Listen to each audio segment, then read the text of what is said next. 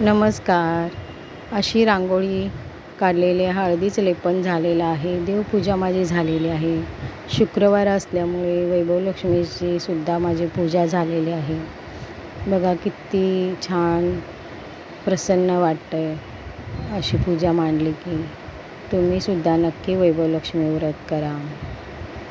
मला खूप अनुभव आहे आणि मी असे जुने जे आपले गाऊन असतात, मॅक्सी असतात, ते देऊन असे म्हणजे आपले पायपुसण्या मी करून घेतलेल्या आहेत.